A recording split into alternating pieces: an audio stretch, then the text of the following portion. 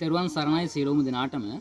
ඔබට මේ දිස්වෙන යශෝදරා මහරහත් තෙරණින් වහන්සේගේ ප්‍රතිමාව මේ අවුරුද්දේ මාර්තු මාසයේ පුරපසළොස්වක පොහොය දවසේදී මෙදින පුරපසළොස්වක පොහොය දවසේදී අපි වැඩමවන්නට යෙදුනා මේ විහාරස්ථානයේට.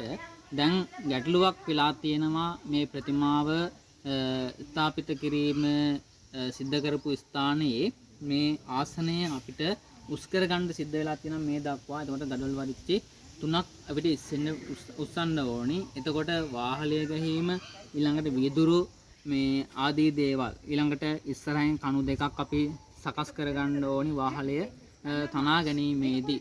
ඒ වාහලය සූදානම් කිරීමේදී පවා අපිට ඊළඟට මේ මල් ආසනයට වටේට අපි පුංචි වැටක් අපි ඉදි කර ගන්න ඕනි.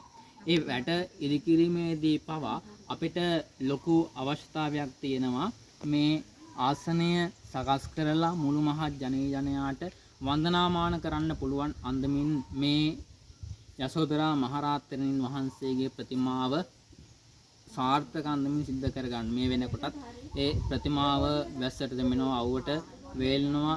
මේ තෙමිලා තියෙන දැනටත් මේ ස්ථානය ඔබට දැක්කොත් දැක් ගන්න පුළුවන්කම ලැබේවි. ඒ නිසා අපි නැවත වතාවක් මේ ප්‍රතිමාව අපි ඈතනම් බලනකොට මේ මළුවේ අපිට වාඩි වෙලා මේ ගිහි පින්නතුන්ලාට වාඩි වෙලා ඉන්නත් අපහසු තත්ත්වයක් තියෙනවා. මොකද මේ ප්‍රතිමාව උස නැති නිසා.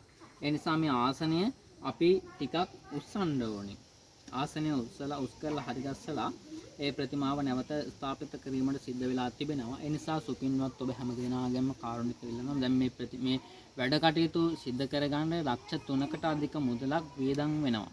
ඒ නිසා ඒ මුදල සොයා ගන්නට සුපින්වත් ඔබගේ සහයෝගයේ දායකත්වයේ බලාපොරොත්තු වෙනවා. ඒ නිසා සුපින්වත් ඔබ හැම කෙනෙක්ම මේ වීඩියෝ ෂෙයා කරලා හැකි පමණින් අපිට මේ පින්කම සිද්ධ කරගන්න, මාහැකි පින්කම සිද්ධ කරගන්නට දායකත්වය ලබා දෙන්න කියලා ඉතාමාත්ම කාරුණිකව ඉල්ලා සිටිනවා. හැම දිනාටම තෙරුවන් සරණයි.